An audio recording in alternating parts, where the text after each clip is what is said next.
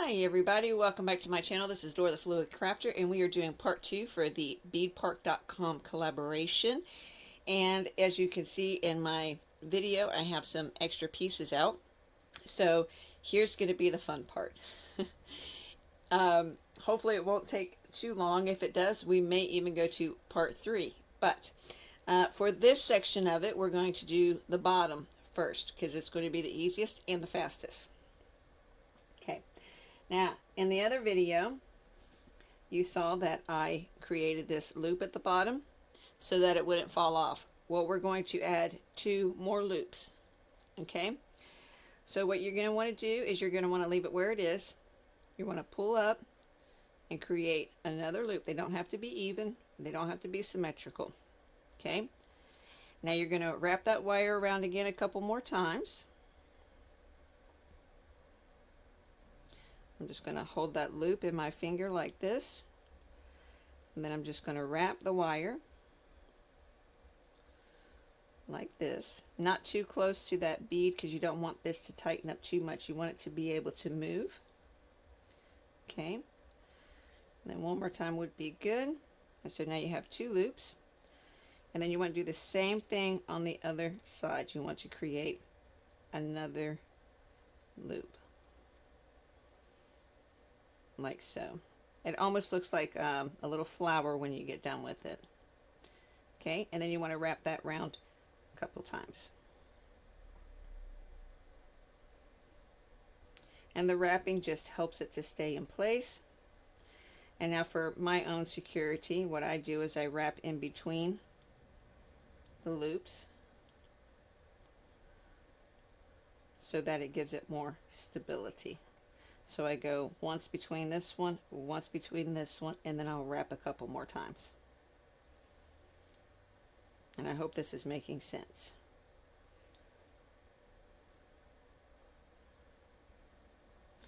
Now what I'm going to do is I'm going to clip off the remaining. Not too close, but close enough to where I can just kind of take my finger in here and twist around whatever's remaining.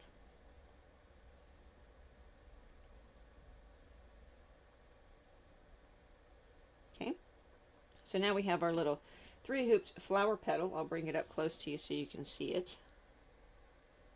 Okay, so we created 3 hoops. Like I said, they don't have to be even. Okay. Now my mom got me these Tim Holtz little spoon, butter knife, and little fork. And so I'm going to add these to the bottom of this. Okay, and so I'm going to do a little, a very simple wire wrap. And then I'm going to add a loop at the top, and then I'm going to attach it to the bottom. Okay? So we'll do the fork first because it's the easiest. All of them should be easy. They have little indents that will catch the wire on them, so that way it's easier to do a wrap. You can do a decorative wrap if you want to. You can, you can wrap it however you want to. If you're good at wire wrapping and making designs, then right on you. I don't think I'm too good at it, but so I'm just going to take me about a hand length piece, wrist to finger.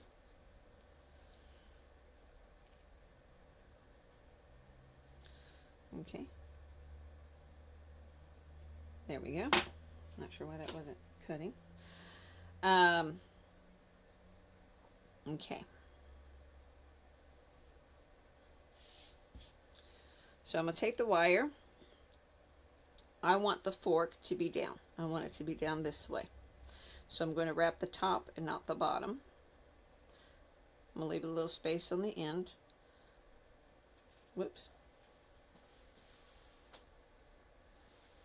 Always when you're doing videos do things go wrong, right? Okay, so anyways, I'm going to go right to the top here where the designs are. I'm going to wrap around twice. And then I'm going to move up and wrap around, okay, and then move up and over the top. If you can see that, I don't even know if you guys can see that on there. And then I'm going to push my finger at the top to hold it. I'm going to bring it back down around the bottom, and then I'm going to go around the top of the other side.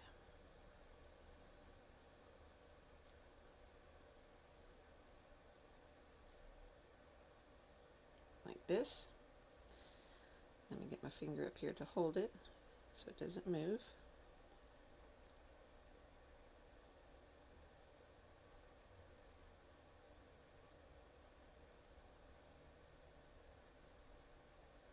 And yes, this takes patience and understanding with yourself more than anything. Okay, and then I'm just going to finish wrapping that all the way around like that. Okay, and so now we have a little decorative wire wrap on the top. Okay, now I want to show you how to attach this to the bottom piece. Okay, I'm going to take let me see, these I think are smaller. I'm going to take a jump ring. I'm just going to use silver. I'm going to take a small one. Okay, and I'm going to grab my handy dandy tools up here. Mine's already open. On the back section, I'm going to put this through the back of the wire.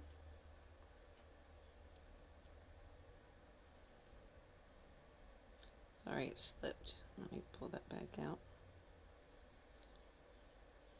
Like this, okay? So when it's in the front, you can't see it when it shows, okay? And so from the back, I'm going to attach it to the one hoop. And I want to put it on the ends and put the knife in the middle, the butter knife. I'm going to close the hoop. Like that. Make sure that it is closed fully because the wire is small and it will go through that hoop if it's not closed all the way.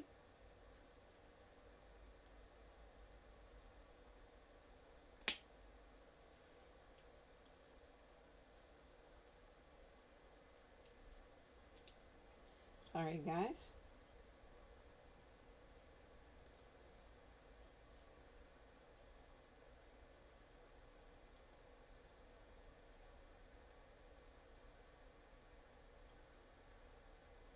Sorry if my head is in the way. I'm trying to get a little close down so I can see it. There we go. And then we have that one attached. And we're going to do the same thing with the other two, and I'll speed it up so that way you guys aren't sitting here watching me wire wrap all of these.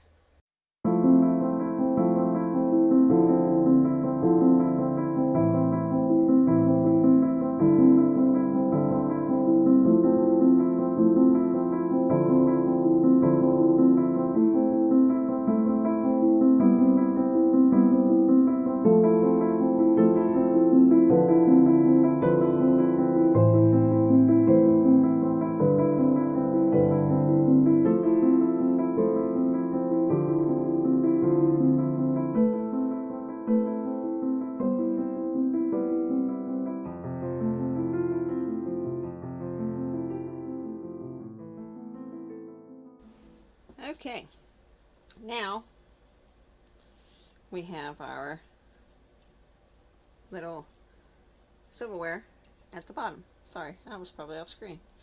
So as you can see, here, let me pull that up a little bit. It will hang like this, which is super, super cool. Okay, so there we have that. Okay, let me move some of this over out of the way. Okay. Now, the cool thing that we're going to add to it is we're going to put a couple of more beads to it, but this time we're going to have them kind of like little dangle beads. And I'm going to show you how we're going to do that as well. But the first thing we need to do is we need to put a hook on the top. Okay? Super, super easy to do. Okay, so I am going to grab out my bulb pin and my swivel hook. or not hook, swivel lure. Yes, from the fishing department. And what it is it allows things to turn without it getting snagged or anything like that. So it's really cool. So I'm going to use this, and I'm going to attach it to this. Okay. So let's see. There's one.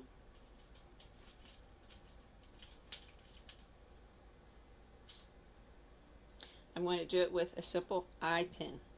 Okay. Same concept as putting the bottom pieces. You want to take this and wrap it around the top.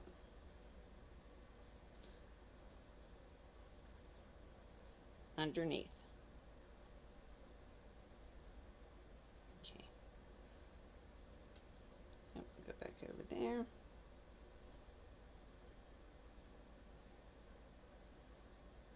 And so you're essentially creating a hook for the swivel to go onto. The eye pin is the easiest way because then you don't have to worry about creating, your own eye, or if you just want to do it quick and easy. And so it's going to be like this, if you can see that. Okay. So now I'm going to take my bulb pin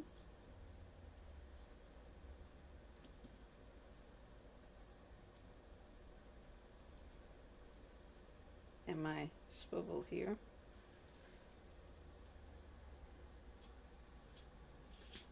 Let me get out one of the jump rings. Okay. So we're going to attach it with the jump ring.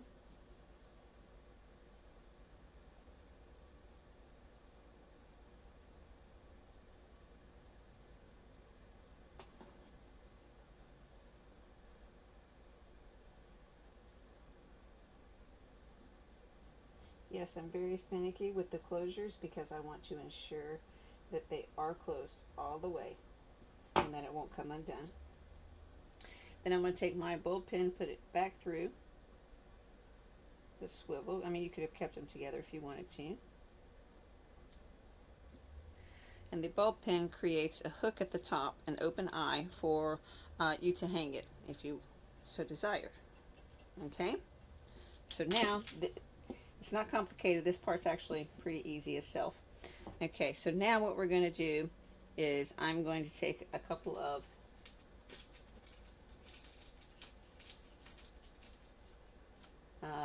let's see. Excuse me. I'm thinking of using maybe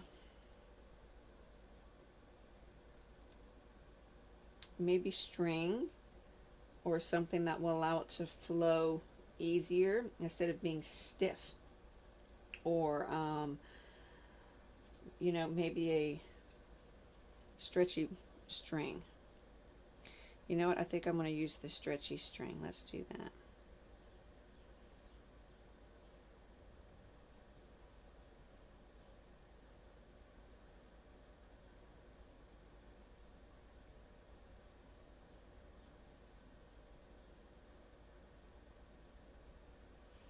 What I'm doing is I'm just creating a knot. Now this is not going to hold it. I'm going to use the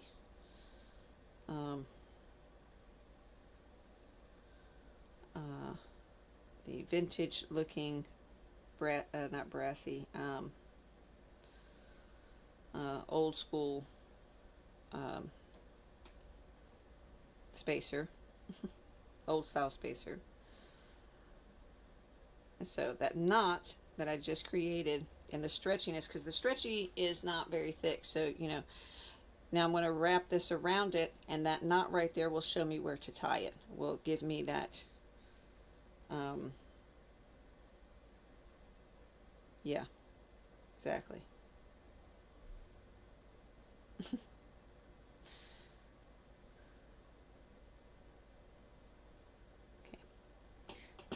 gonna cut some of this off here.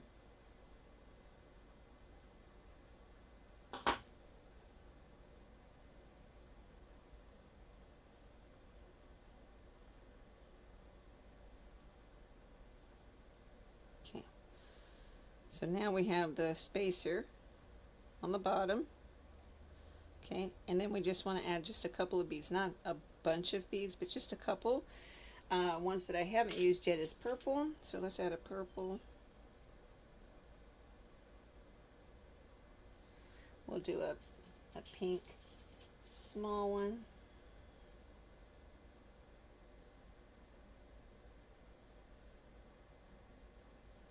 And we'll do this really bright one here.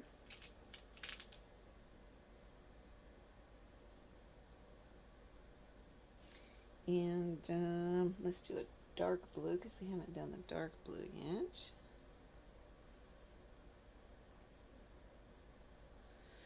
And one of the baby blues. Let's do this one. And that's two of them. That's two of them. Okay. And then we'll add another spacer.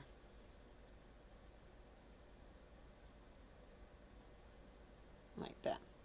And so that gives us a little dangle bead. And I'm going to clip off this excess at the bottom. I don't want to get too close because I don't want it to come untied. Okay.